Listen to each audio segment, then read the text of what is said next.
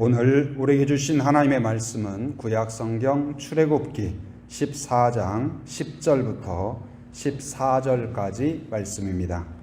바로가 가까이 올 때에 이스라엘 자손이 눈을 들어 본즉 애굽 사람들이 자기들 뒤에 이른지라.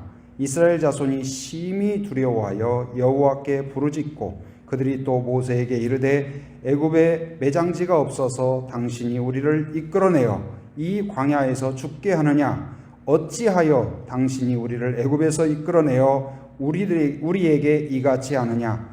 우리가 애굽에서 당신에게 이른 말이 이것이 아니냐? 이르기를 우리를 내버려 두라. 우리가 애굽 사람을 섬길 것이라 하지 아니하더냐? 애굽 사람을 섬기는 것이 광야에서 죽는 것보다 낫겠노라. 모세가 백성에게 이르되 너희는 두려워하지 말고 가만히 서서 여호와께서 오늘 너희를 위하여 행하시는 구원을 보라. 너희가 오늘 본 애굽 사람을 영원히 다시 보지 아니하리라. 여호와께서 너희를 위하여 싸우시리니 너희는 가만히 있을지니라. 우리 제목을 한번 따라서 하도록 하겠습니다. 기억하고 사모하라. 기억하고 사모하라. 제가 기억하고 하면 여러분 사모하라. 기억하고 기억하고 사모하라. 기억하고. 아주 좋습니다. 네.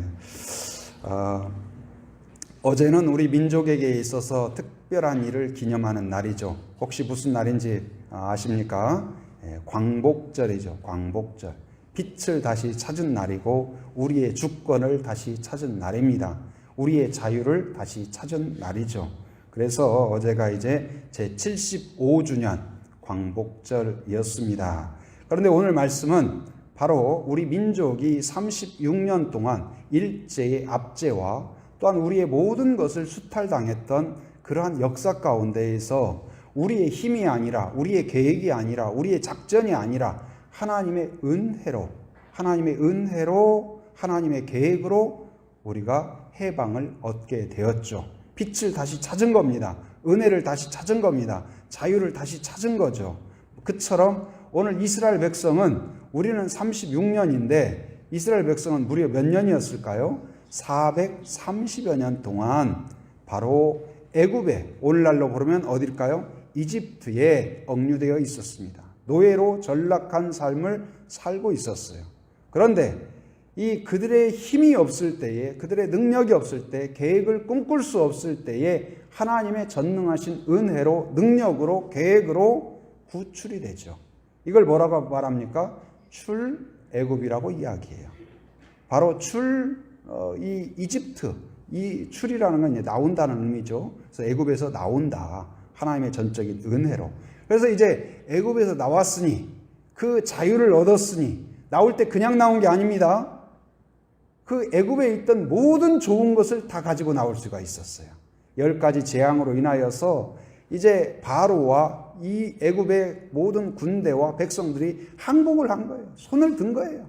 그래서 우리 뭐 좋은 거 다 가져가도 좋다. 빨리 떠나라. 그래서 그들이 나올 때에 애굽의 집안에 있는 모든 좋은 거, 금, 은, 동 이런 것은 손도 안 대고 다 금으로, 좋은 보석으로, 그리고 먹을 거, 좋은 거, 다 쓸만한 거 이런 건 다 챙겨가지고 나왔어요.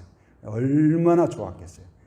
해방의 기쁨뿐만 아니라 좋은 것 얻었으니 기분 좋고 그래서 찬송을 하며 기뻐하며 나오지 않았을까요? 얼마나 행복했을까요? 즐거웠는데 그 즐거움이 오래가지 못했어요. 오늘은 그 즐거움이 바닥난 것처럼, 즐거움이 딱 단절된 것처럼 그렇게 보이는 현장에 딱 떨어진 거예요. 바로 그 출애굽을 해서, 그 출애굽은 이스라엘 백성이 계획한 거 아니죠. 누가 계획했어요? 하나님이 계획했죠. 이스라엘 백성들이 지금 누가 나침판을 보면서, 지도를 보면서 내비게이션을 켜가지고 따라가는 길이 아니에요. 지금 앞에 보면 신기하게도 그의 길을 인도하는 건 뭐냐면 하나님의 구름 기둥과 불 기둥이 인도해요. 그건 누가 인도해요? 하나님이 인도해요. 그런데 하나님이 인도하면 이제는 더 이상의 고통은 없어야 되잖아요. 더 이상의 문제는 없어야 돼요. 이제는 은혜와 기쁨과 감격과 찬송과 즐거움과 행복과 이런 것만 있어야 되지 않을까요? 그게 당연한 거 아닌가요? 우리도 이 현수막에 써붙여 놨습니다. 뭐라고 써붙여 놨냐면 예수 그리스도 행복의 시작 그렇게 써놨어요. 여러분 행복의 시작이에요. 그러니까 예수님만 믿으면 우리가 보통 이야기하죠. 예수 믿으세요. 복을 받습니다. 은혜 받습니다. 자유합니다. 평안합니다. 죄 씻음을 얻습니다. 다 맞는 말입니다. 그런데 이제 그 말만 하지 예수 믿어도 고난이 있을 수 있습니다. 어려움이 있을 수 있습니다. 힘든 일이 생길 수도 있습니다. 그렇게 말은 안 하잖아요. 그런데 그래서 우리가 착각할 수가 있어요. 예수만 믿으면 아무 문제도 없고 예수만 믿으면 모든 문제는 이제 끝이다. 어쩌면 이스라엘 백성도 그 잔혹한 애굽에서 나왔으니 이제는 해방이다. 끝이다. 우리 역사도 그런 거 아닌가요? 일본에서만 해방이 되면 다 끝이고 다 좋은 걸로만 생각을 한 거예요. 누가 6.25를 생각했겠습니까? 누가 그런 혼란을 생각했겠습니까? 다 이제는 자유요, 행복이요, 이제는 다 완성이라고 생각했죠. 그러나 우리의 신앙도 꼭 그렇지는 않다는 것을 오늘 말씀을 통해서도 깨닫게 됩니다. 이스라엘 민족이 나온 지 얼마 되지 않아서 분명히 하나님의 구름기둥, 불기둥으로 인도함을 받아서 따라오고 있는데 앞에 뭐가 있냐? 넘실넘실 도무지 넘을 수 없는 홍해 앞에 다다른 거예요. 그리고 그것이 끝이 아닙니다. 뭐가 쾅쾅쾅쾅쾅쾅쾅쾅 모래바람이 막 일어나고요. 무슨 일인가 했더니 애굽의 군대들이 마차를 끌고 말을 타고 막 그 군대에 오는 소리가 지진처럼 들리는 거예요. 그 사이에 낀 겁니다. 불가능의 이 홍해, 도무지 나갈 수 없고 도망칠 수도 없는 이 홍해 앞에, 그리고 뒤에는 완전 자기들을 포위하는 그 바로와 그의 애굽의 군대들, 그 가운데에 끼어 있는 거예요. 여러분, 이러한 위기가 믿음의 사람에게도 하나님의 인도함 받는 가운데에도 있을 수 있다는 사실을 기억하기 바랍니다. 그럼 여기에서 우리가 어떻게 할 것인가? 오늘 말씀을 통하여 두 가지 키를 얻기를 바랍니다. 오늘 제목이에요. 오늘 제목이 뭐예요? 기억하고 사모하라. 기억하고 그럼 뭘 기억하고 뭘 사모해야 될 것인가? 이것이 없으면 여기를 뚫고 나가지 못합니다. 매우 중요한 겁니다. 그리고 마음에 새겨야 돼요. 뭘 기억해야 된다고요? 기억하라. 한번 따라했습니다. 기억하라. 사모하라. 근데 뭘 기억해야 되냐? 첫째는 은혜를 기억하라. 한번 따라했습니다. 은혜를 기억하라. 은혜를 기억하라. 은혜를 기억하라. 이것이 있으면 여기서 빠져나갈 수 있는 첫 번째 열쇠가 있는 겁니다. 자, 10절 말씀 앞부분 한번 살펴봅니다. 바로가 가까이 올 때에, 바로가 누굴까요? 애굽의 왕이에요. 왕이지만 이들 애굽에서는 신처럼 여기는 사람이에요. 왕이 올 때 혼자 왔을까요? 같이 왔을까요? 군대가 같이 온 겁니다. 여기서 바로가 왔다는 것은 바로와 함께 바로의 군대가 같이 온 거예요. 왜? 지금 이 앞에 10가지 재앙으로 바로와 애굽은 완패를 했습니다. 항복을 했습니다. 그런데 왜 이들이 다시 몰려왔을까요? 이들이 몰려와서 지금 우리가 항복했는데 이스라엘 백성들이 길을 찾아서 잘 가고 있나? 궁금했을까요? 아니면 이쪽 길은 아무래도 우리가 잘 아니까 배웅을 잘 하고 싶다. 그래서일까요? 아니면 10가지 재앙 중에서 충격을 받아서 그러고 보니까 마음에 찔려서 회개하는 마음, 430년 동안 너희를 억류하고 압제하고 그런 것이 너무 미안하다는 말을 미처 못했다, 사과하기 위해서 쫓아온 것일까요? 그렇지 않습니다. 가만히 생각해 보니 그들이 예를 들어서 일본이 패망을 했을 때 우리가 일본을 공격해서 패망한 게 아니잖아요. 그 2차 대전 중에서 미국이 원자폭탄을 투하함으로써 일본이 패망을 선언하고 항복을 선언했어요. 그래서 우리나라에서도 철수를 시작합니다. 근데 가만히 생각해 보니까 미국한테는 패했는데 한국한테는 패하지 않았잖아. 우리가 굳이 한국을 떠날 필요 있나? 조선을 떠날 필요 있나? 이렇게 생각해서 다시 몰려온다고 생각을 해봐요. 모든 군대를 다 동원해서. 그럼 어떻게 되겠어요? 우리가 당황스럽지 않겠어요? 그런데 어쩌면 지금 바로와 그 군대가 이 완전 패배를 인정했음에도 불구하고 다시 모든 군대를 동원해서 다시 쫓아오는 거예요. 어마어마한 군대와 어마어마한 무기를 동원해서 마지막 모든 걸 다해서 죽음을 각오하고 그들이 달려온 거예요. 이스라엘 민족은 거기에 방어할 무기가 없습니다. 장군도 없습니다. 아무런 작전도 없습니다. 지금 앞에는 뭐가 있어요? 홍해. 뒤에는 그 군대가 포위하고 있어요. 진퇴양난의 이러한 위기. 그런데 이것이 아이러니하게도 역설적으로 말씀드린 것처럼 이들이 맘대로 가서 그런 게 아니라 분명히 앞에 말씀 보면은 구름기둥, 불기둥을 따라서 왔는데 앞에는 홍해, 뒤에는 바로의 군대. 이 위기 가운데 있는 거예요. 이걸 어떻게 해야 될까? 어떻게 해야 될까? 지금 그런 상황이 닥치면 우리가 일어나는 현상이 뭘까요? 자, 10절에 보면 같이 10절 다시 한번 읽어봅니다. 시작. 바로가 가까이 올 때에 이스라엘 자손이 눈을 들어 본즉 애굽 사람들이 자기들 뒤에 이른지라. 이스라엘 자손이 심히 두려워하여 여호와께 부르짖고. 이들은 두 가지가 교차합니다. 하나는 뭐냐? 두려움이 임해요. 어느 정도요?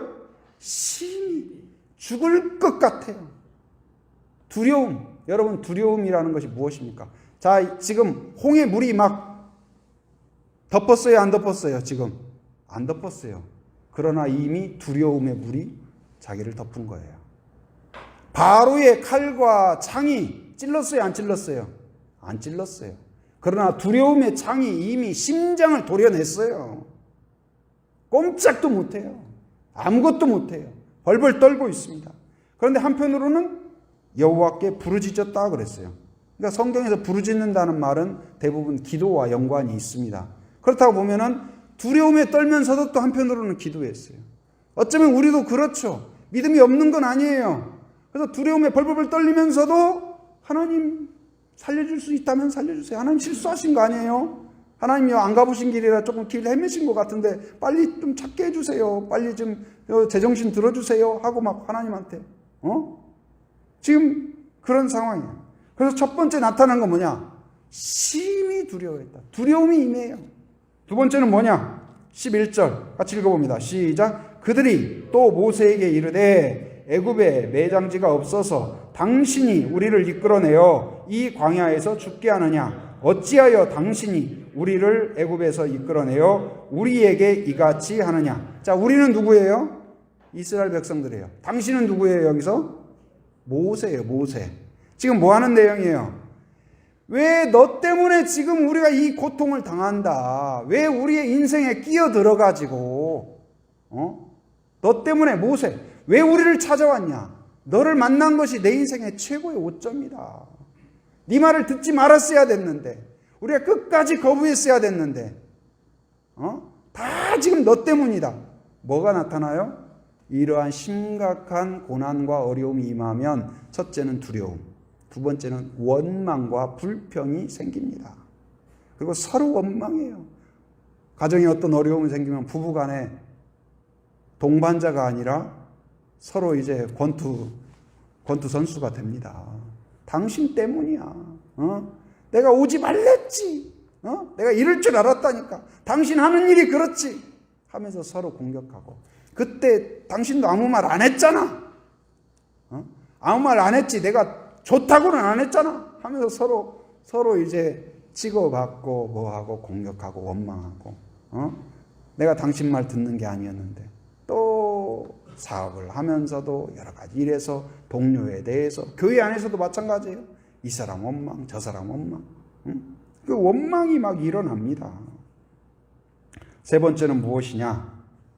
첫째는 두려움, 두 번째는 불평, 그 다음 세 번째는 절망이 일어나요. 절망이. 자, 12절 말씀 같이 읽어봅니다. 시작. 우리가 애굽에서 당신에게 이른 말이 이것이 아니냐. 이르기를 우리를 내버려 두라. 우리가 애굽 사람을 섬길 것이라 하지 아니하더냐. 애굽 사람을 섬기는 것이 광야에서 죽는 것보다 낫겠노라. 자, 이스라엘 백성들의 지금 결론과 판결은 뭐예요? 결론은 뭐예요? 뭐 하겠다? 이제는 어떻게 된다? 우리는 어떻게 된다? 어떻게 된다는 거예요? 이제 죽었다, 끝났다, 망했다. 이제는 더 이상 소망이 없다. 뭐예요? 절망과 좌절이에요. 사람은 언제 죽냐? 소망이 없으면 죽습니다. 소망이 없으면 죽어요. 그러니까 이 환자도 내가 살 수 있겠구나 싶으면 의욕이 생겨요. 약도 잘 받아요. 근데 나는 끝났다, 이제는 안 된다 싶으면 모든 게 안 됩니다. 근데 지금 이스라엘 백성이, 근데 이 숫자가 몇 명이냐? 이스라엘 백성들이 지금 몇 명 정도 되냐? 한 200만 명 정도 돼요. 200만 명 정도. 근데 우리가 믿음이란 무엇일까요? 믿음이란 무엇일까요? 상황을 보고 두려움과 원망과 불평과 좌절의 늪으로 빠져 들어가는 것이 아니고, 그 상황 속에서도 지금 그들 위에는 뭐가 있냐면 구름기둥, 불기둥이 여전히 있다니까요. 구름기둥, 불기둥은 뭐예요? 하나님의 임재의 확신이에요. 임재의 상징이에요. 하나님의 임재 안에 있으면서도 임재를 못 느껴요. 두려움에 빠지면, 위기에 빠지면. 지금 이 길은 누가 계획하셨어요? 하나님의 계획이고 지금도 여전히 하나님의 계획 가운데 있어요. 근데 그럼에도 불구하고 혼란을 겪고 있어요. 그리고 하나님의 그 전능하심으로 10가지 재앙을 다 경험해 본 사람이에요. 거기서 자기들이 살아난 체험이 있는 사람들이에요. 그리고 특별히 10번째 재앙, 장자를 다 죽일 때 이스라엘 백성은 구원받은 구원의 감격이 있는 사람들이에요. 그 전율이 있는 사람들이에요. 그런데 또다시 이러한 위기에 빠지자 그 모든 것을 다 망각해버렸어요. 영적인 망각 상태에 빠졌어요. 이런 상황, 여러분이 가정에서, 개인적으로, 또 가정적으로, 교회로, 또 이민적으로, 지금 이 나라도 광복이 되면 끝난 것이 아니라 지금 이 오늘날도 그렇죠. 가정적으로도 그렇지만 교회적으로도 지금 코로나로 인하여서 얼마나 어려움이 있습니까? 지금 서울, 경기에서 다시 코로나가 급격히 늘어남으로써 이게 과연 제압될 수 있을까? 언제 끝나나? 이게 점점 희망보다는 절망 쪽으로, 이게 또 사업하는 분들도 이게 희망보다는 절망 쪽으로 여러 가지 그런 상황이 들어올 수가 있죠. 예수만 믿으면, 구원만 받으면 다 되는 거 아닌가? 그런데 그렇지 않은 거예요. 현실적인 문제들이 나와요. 그때 어떻게 할 거냐? 기억하라. 무엇을요? 은혜를 기억하라. 제가 지난 주일하고 이번 주일 달라진 것 중에 제 아내가 이 앞에 서 있지 않죠. 제가 아내 없이 이렇게 예배드린 게 이제 처음이죠. 지난 주 중에 정말 그 갑작스러운 그런 상황으로 인해서 제가 뒤에, 주보 뒤에 한번 보시죠. 제가 한번 읽어보겠습니다. 제가 주보 뒤에 제 사진을 넣기는 처음입니다. 근데 아내에게 제가 꽃다발을 주는, 물론 연출이지만 그런 마음으로 제가 요즘 기도하고 있습니다. 눈물이 보석이 되고 기도가 찬송이 되어 지난 화요일 밤 한 학기 동안 순장들의 수고를 감사하고 멋진 종강 파티를 즐거워하며 잠자리에 든 지 30여 분. 갑자기 괴성을 지르며 고통스러워하는 아내. 급히 달려간 대학병원 응급실에서 CT, MRI 촬영, 수많은 주사바늘. 결국 뇌염 통보와 응급실에서 중환자실로 이동하였습니다. 아내를 중환자실에 두고 오며 많은 생각이 들었습니다. 함께 할 수 있음이 얼마나 감사인가. 사소한 것이 얼마나 귀한 것인가. 당연한 것이 얼마나 큰 은혜인가. 응급실에서 정신이 들 때마다 머리에 손을 얹고 기도하였습니다. 기도하며 울고 울면서 격려하였습니다. 감사하자, 하나님을 바라보자. 갑작스런 소식에 성도들, 수많은 기도의 동역자들 한 마음으로 천군 천사가 되어 기도하였지요. 우리의 눈물이 보석이 되고 우리의 기도가 찬송이 될 그날을 꿈꿉니다. 네. 저도 어쩌면 제 개인적으로 저희 부부 안에서는 최고의 위기인 것 같아요. 순간 이제 정말 막 긴박한 상황, 또 응급실에서 위기의 상황들, 내가 아내를 잃을 수도 있겠다. 그리고 하나님께 먼저 보낼 수도 있겠다. 그런 상황 가운데에서 수많은 생각과 또 그런 생각이 있었어요. 근데 그 가운데에서 첫 번째는 하나님 저를 긍휼히 여겨 주옵소서. 내가 목회자인데 더 경건하지 못하고 내 안에 생각나는 죄들을 하나님 앞에 고백했습니다. 마치 아내가 나 때문인 것처럼 내가 목회자로서 더 경건하지 못해서 그런 것은 아닌가 그런 생각이 들어서 하나님한테 회개하고 또 회개하고 하나님 저를 불쌍히 여겨주세요. 제가 위선적인 모습 그런 모습들을 하나님 앞에 고백합니다. 저를 용서해 주십시오. 저를 용서해 주십시오. 제가 잘못했으면 저를 치시지 오직 하나님만 바라보고 착하게 살아오고 순종하며 살아온 그 아내를 하나님 긍휼히 여겨 주십시오 하면서 첫째는 제가 하나님 앞에 회개하는 기도를 많이 드렸습니다. 회개하고 또 회개하고 그리고는 또 한편으로는 조금씩 하나님이 보이기 시작했습니다. 그 상황 아내는 정신을 차렸다 못 차렸다 또 긴급한 어떤 발작이 일어나고 그러기도 하고 그랬지만 그 가운데에서 지금까지 아내와의 그 첫 만남, 교제, 결혼 그리고 또 중국 선교사의 여정 그 수많은 어려움 가운데에서 그 하나님의 그 은혜들 그 샘세한 그 은혜들 지켜주심, 인도하심 그런 것들을 하나하나 새기면서 지금까지 지켜주신 그 하나님의 은혜가 얼마나 감사한지 그것을 하나하나 새겨보면서 하나님 감사합니다. 하나님 감사합니다 하면서 내 안에 어떤 충격과 원망과 그런 것보다는 하나님에 대한 그런 그 감사의 마음들이 조금씩 차올랐고 아내에게도 계속 제가 같이 기도하면서 울면서 격려하고 응원한 것이 뭐냐 절대로 원망하지 말자. 하나님을 의지하자. 하나님께 감사하자. 하면서 아내에게 하나님 감사합니다. 하나님 감사합니다. 하나님 감사합니다. 어쩌면 다른 사람들이 보면은 제정신이 아니라고 할 수도 있겠죠. 그러나 진짜 감사했어요. 그리고 조금씩 아내가 조금씩 그래도 정신을 차려가는 모습 보면서 얼마나 감사한지. 말 한마디 하는 게 감사하고 표정 짓는 것이 감사하고 그리고 이렇게 살아있다는 것이 감사하고 그러면서 평소에 우리가 참 이렇게 아내가 이런 상황이 되고 보니까 참 우습다는 생각이 들었어요. 어제는 면회를 가는데 요즘 코로나로 면회가 제한이 돼요.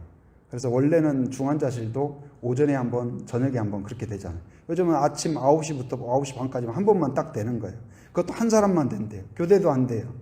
근데 이제 그러다 보니까 이제 제가 들어가면 이제 저희 장모님 와 계신데 엄마지만 못 들어가는 거예요. 그런데 이제 저희 그 딸이 제가 면회 들어가려고 하니까 전화를 줬어요. 아빠 이런 방법도 있대요. 그래서 무슨 방법? 그랬더니 하는 말이 제가 9시에 들어가면 한 25분 정도 5분 남겨놓고 할머니 보고 배를 누르고 간호사한테 내 딸 딱 5분만 보게 해달라고 사정하면 혹시나 들어줄지 모른다. 그런 말이 있으니까 그렇게 해보라고. 그래서 제가 그 말을 듣고 또 어머님한테 그렇게 해보시라고. 그래서 이제 그런데 25분이 돼도 안 들어오시는 거예요. 30분이 넘어서도 안 들어오셔요. 그래서 나왔더니 안 됐다는 거예요. 안 들어줬다는 거예요. 근데 가만히 생각해 보니까 내 딸을 내가 만나고 싶다는데 그거 5분만 보자고 하소연하고 그렇게 해도 안 되는 거예요. 그리고 이제 제가 이 면회하러 이제 가려면 9시에 가서 딱 들어가잖아요.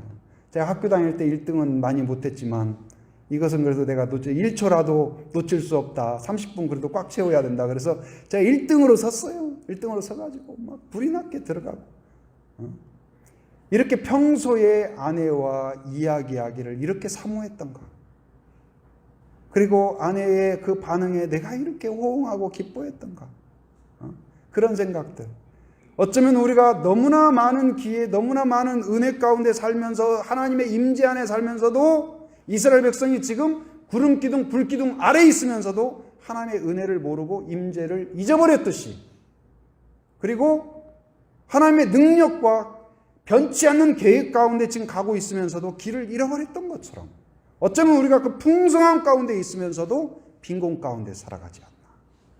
감사가 없이 불평과 원망과 두려움과 그 가운데 살아가고 있지 않나.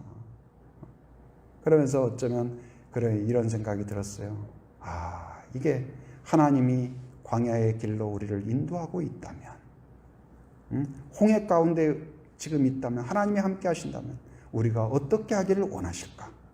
두려움과 원망과 좌절이 아니라 믿음을 사용하기를 원하신다. 그런 마음이 들었어요. 그래서 하나님 그 은혜를 기억하고 은혜를 다시 되새겨보고. 여러분, 찬송가 429장에 보면 받은 복을 세어보라, 그 찬송이 있죠. 저도 아주 좋아하는 찬송입니다. 세상 모든 풍파들을 흔들어 약한 마음 낙심하게 될 때 내려주신 주의 복을 세어라. 주의 크신 복을 내가 알리라. 받은 복을 세어보아라. 크신 복을 내가 알리라. 받은 복을 세어보아라. 주의 크신 복을 내가 알리라. 여러분, 주님을 따라가는 길은 예수 믿고 구원받으면 이제는 아무 문제도 없는 무균지대에 들어가는 삶이 결코 아니라는 사실을 기억하기 바랍니다. 때로는 우리의 실수도 있지만 하나님이 의도적으로 광야 가운데 홍해 앞에 둘 때도 있다는 사실이에요. 그러나 거기에는 뜻이 있고 계획이 있고 목적이 있다는 것을 믿으시기 바랍니다. 그것을 우리가 그 가운데에서 두려움이 아니라 원망이 아니라 좌절이 아니고 그것을 건너갈 수 있는 동력은, 키는 뭘까요? 은혜를 기억하는 거예요. 하나님을 기억하는 거예요. 하나님의 능력을 기억하는 거예요. 하나님의 계획을 기억하는 것입니다. 하나님이 인도하고 있음을 기억하는 성도가 되기를 바랍니다. 우리 교회를 향하여서도, 그리고 한국 교회를 향하여서도 혼란과 두려움, 염려, 여러분 가정 가운데에도 많은 일들이 있을 수 있습니다. 그러나 그때마다 은혜를 기억하고 받은 복을 세워봄으로써 이 관문을 통과해서 새로운 역사, 새로운 장으로 나아가는 그러한 성도가 되기를 진심으로 축복합니다. 두 번째는 무엇이냐? 바로 첫째는 우리가 기억하며 그랬죠. 두 번째는 뭐를 하라고 그랬어요? 사모하라. 사모하라. 한번 따라서 합니다. 사모하라. 기억하며. 사모하라. 기억하며. 사모하라. 두 번째는 뭐냐? 은혜를 사모하라.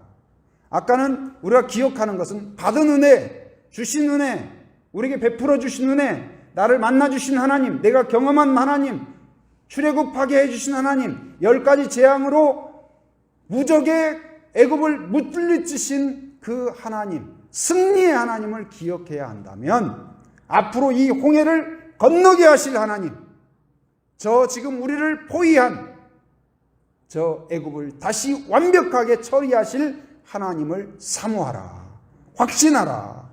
이게 두 번째 키예요. 이 위기와 좌절 앞에서.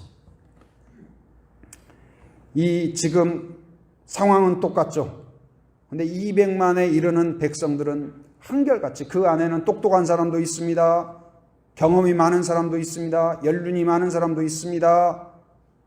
잘생긴 사람도 있습니다. 대단한 사람도 있습니다. 그러나 한결같이 두려워하고 있어요. 한결같이 원망하고 있어요. 한결같이 좌절하고 있어요. 그런데 똑같은 환경에서 두려워하지 않고 원망하지 않고 불평하지 않고 좌절하지 않는 사람이 있다는 사실이에요. 누굴까요? 모세예요. 모세. 200만의 사람이 불평하고 원망하고. 생각해 보세요. 하나님이 보고 계신데 그 무리 중에 대부분이 원망, 불평, 원망, 불평, 원망, 불평. 요즘 그 드론 있잖아요. 영적인 드론으로 딱 해가지고 하나님이 딱 보고 있는데, 여러분이 우리 교회를 딱 보고 있는데 성도들이 다 여기서 불평, 저기서 불평, 저기서 원망, 저기서 불안, 죽겠네, 그냥 막 하고 그러고 있다고 생각을 해봐요. 하나님이 어떠시겠어요? 근데 이스라엘이 지금 그런 거예요. 200만이. 그런데 그 중에 딱 한 사람, 모세가 뭐라고 말하냐? 자, 13절 같이 읽어봅니다. 자, 시작. 모세가 백성에게 이르되 너희는 두려워하지 말고 가만히 서서 여호와께서 오늘 너희를 위하여 행하시는 구원을 보라. 너희가 오늘 본 애굽 사람을 영원히 다시 보지 아니하리라. 할렐루야. 모세는 백성에게 선포합니다. 그 두려움에 떨지 말라. 하나님의 구원을 경험하지 않았느냐? 전능하심을 보지 않았느냐? 하나님의 지금 인도하고 계시지 않냐? 여기 지금 구름 기둥이 있지 않느냐? 하면서 두려워하지 말라. 여러분, 믿음의 사람은 두려워하는 사람이 아닙니다. 상황은 있습니다. 상황이 우리를 넘어뜨리는 게 아니에요. 그것을 어떻게 받아들이고 어떻게 영적으로 해석하느냐가 중요한 거예요. 200만이지만 사람에게서 능력이 나오는 것이 아니고 바로 하나님을 의지하는 믿음에서 용기가 나온 거예요. 모세가 지금 그렇습니다. 오늘 너희를 위하여, 누구를 위하여? 너희를 위하여. 애굽에서 구원하신 하나님은 그것으로 끝이 아닙니다. 우리를 약속의 땅에 이르기까지 우리를, 연약한 우리를 아십니다. 불안해하는 우리를 아십니다. 쉽게 두려워하는 우리를 아십니다. 여전히 지키실 것을 믿으시는 성도가 되기를 바랍니다. 신앙은 끝난 게 아니에요. 구원받고 이제 끝난 게 아니에요. 예수를 믿는 건 시작이에요. 영적으로 이제 시작된 거지 끝난 게 아니에요. 결승점을 통과한 게 아닙니다. 이제 주님과 동행하며 한 걸음 한 걸음 나아가는 거예요. 여러분, 그 여정에서 여전히 구원은 계속됩니다. 영적인 하나님의 자녀가 되는 죄에서의 구원은 완성되었지만 우리의 삶 속에서 이루어지는 끊임없는 구원은 반복되어야 돼요. 그래서 매일매일 구원을 새롭게 경험해야 돼요. 체험해야 돼요. 확신해야 돼요. 근데 그 두 번째 키가 뭐냐? 은혜를 사모해야 돼요. 확신해야 돼요. 곧 이제 모세는 두려워하지 말라. 홍해를 두려워하지 말라. 그 바닷물을 삼키지 않는다. 바로의 군대를 두려워하지 말라. 그들의 화살이 너희에게 미치지 못한다. 이 상황을 두려워하지 말라. 오히려 너희들이 지금 보고 있는 홍해와 넘실내는 파도와 그 군대의 말발굽에 초점을 맞추지 말고 누구를 보라? 구원을 보라. 13절에서 누구를 보라요? 구원을 보라. 구원은 누구에게 있어요? 하나님에게 있다. 하나님을 보라. 하나님의 능력을 보라. 지혜를 보라. 계획을 보라. 인도하심을 보라. 앞으로 너를 향하여 베푸실 놀라운 계획을 보라. 여러분, 시선을 바꾸는 것입니다. 신앙은 초점을 바꾸는 것입니다. 우리의 상황에서 하나님을 보는 것입니다. 이루실 선하신 계획을 보는 것인 줄 믿습니다. 믿음이란 사모하는 것입니다. 기대하는 것입니다. 소망하는 것입니다. 확신하는 것입니다. 승리를 기대하시기 바랍니다. 우리는 애굽이 두렵지만 하나님은 애굽이 두려운 존재가 아니다. 우리에게는 홍해가 두렵지만 하나님은 홍해가 두렵지 않다는 사실을 기억하기 바랍니다. 능력은 다수결에 있지 않습니다. 여론에 있지 않습니다. 어디에서 능력이 나타날까요? 믿음을 통하여, 믿음의 사람을 통하여 나타나는 것을 믿으시기 바랍니다. 결론은 어떻게 되었을까요? 200만의 확실한 여론, 확실한 결론대로 되었을까요? 그렇지 않습니다. 한 사람의 믿음, 한 사람의 확신, 하나님은 그것을 귀하게 여기셨고 그걸 받아주신 줄 믿습니다. 여러분, 이 시대 가운데 우리 교회가 믿음의 교회가 되기를 바랍니다. 믿음의 사람이 되기를 바랍니다. 믿음의 사람에게 고난이 없는 거 아니에요. 그러나 이길 능력을 주신다는 사실을 기억하고 사모하고 능히 이겨내는, 강해지는 그러한 성도가 되기를 바랍니다. 저도 아내의 이런 상황을 통하여서, 물론 충격이 없었다면 거짓말이겠죠. 두려움이 없었다면 거짓말이겠죠. 그러나 이 가운데에서 주시는 내가 다시 하나님 앞에 겸손한 마음으로 서는 기회가 되고, 그리고 또 한 가지 너무나 감사한 일들이 많습니다. 얼마나 우리가 이 상황을 통해서 이 위기 가운데에서 많은 성도님들이 함께 기도하고 제가 아내한테 지금 많은 성도님들이 기도하고 있다. 그러니까 사람들이 어떻게 아냐는 거예요. 그러니까 아내가 처음에는 자기가 아프다는 사실을 모르는 거예요. 병원 온 것도 모르고. 그러다가 이제 지금 어제부터 자기의 어떤 인식을 조금씩 하는 것 같습니다. 그래서 이제 좀 참기도 하고 견디기도 하고 이제 그러는 것 같아요. 근데 제가 성도들이 지금 열심히 기도하고 있다. 근데 어떻게 알고 기도하냐? 사람들이 뭐라고 하지 않냐? 그래서 무슨 말을 하냐 그랬더니 젊은 사람이 왜 저렇게 아팠냐고 뭐라고 하지 않냐. 그래서 누가 그런 말 하겠냐? 다들 지금 눈물 흘리면서 기도하고 있다. 그러니까 너무 고맙다고 그러더라고요. 근데 이 과정을 통하여서 저는 저대로 정말 제가 다시 목회자로서 재헌신하는 기회가 되는 것 같습니다. 어떤 목사의 명칭이 아니라 정말 목사다운 목사로서 하나님 살겠습니다. 더 경건한 그런 종이 되겠습니다. 하나님 앞에 더 헌신하게 되고 또 우리 교회가 더 이 시대 가운데 건강한 교회가 되게 하여 주옵소서. 그런데 이번에 이 과정 가운데에서 성도들이 순장들이 함께 기도할 뿐만 아니라 또 여러 가지 목사님, 사모님이 하던 일, 도울 수 있는 일이 뭐가 있을까요? 그래서 뭐라도 도우려고 하고 어제도 성도들이 함께 와서 막 뜨겁게 막 땀을 뻘뻘 흘리면서 밑에 있는 여러 가지 정리하는 거 같이 정리하고 기뻐하며 즐거워하며 같이 울면서 또 아내의 소식들을 같이 나누면서 같이 기뻐하고 같이 눈물을 흘리고 그러면서 이게 정말 우리를 교회로 만들어 가는구나. 그리스도의 몸으로 만들어 가시는구나. 그래서 한편으로는 안타깝지만 정말 감격스럽다.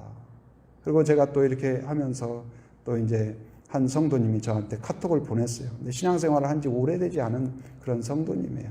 물론 이제 신앙에 연륜이 있고 오래된 분이 목사님, 하나님이 함께 하십니다. 승리하십니다. 우리 장로님이 또 계속 병원도 오셔가지고 또 격려해 주시고 그랬어요. 근데 우리 장로님이 그렇게 말씀하시죠. 근데 그 말도 격려가 되지만 신앙생활을 얼마 하지 않은 분이 저한테 믿음의 말로 격려의 말로 하는 걸 보면서 참 큰 위로가 되고 흐뭇하기도 하고 감사하기도 하고 그런 마음을 느꼈어요. 그래서 이런 어떤 위기가 어렵고 힘들지만 고난이지만 그러나 여기에서 우리가 하나님을 보기만 하면 하나님을 의지하기만 하면 하나님은 우리를 여기에 홍해에 빠뜨려 죽이는 것이 계획이 아니고 우리를 다시 한번 구원받는 백성으로 다시 강한 백성으로 믿음의 백성으로 만들어 주실 줄 믿습니다.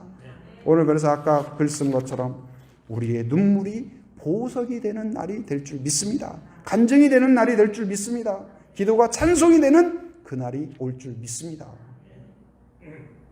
그래서 어제 막 일하고 한 성도님이 그래요. 목사님 다 여기 공사도 마치고 뭐 하고 나면 우리 돼지 한 마리 잡죠. 그래서 제가 진짜 이제 아내도 퇴원하고 우리 그러면 한번 진짜 돼지를 한 마리 잡아서 우리 좀 파티를 하자. 그래서 그러고 싶습니다. 같이 기도해 주셔서 너무 감사하고 오늘 말씀 제가 병원에 있으면서도 생각하고 또 광복절 되면서도 생각하고 그랬는데 정말 우리 모든 성도들 또 마음에 새기고 기억해서 우리가 어떤 어려움이 와도 절대로 하나님 원망하지 않고 오늘 모세처럼 믿음으로 바라보고 승리하는 그러한 성도가 되기를 주님의 이름으로 축원합니다.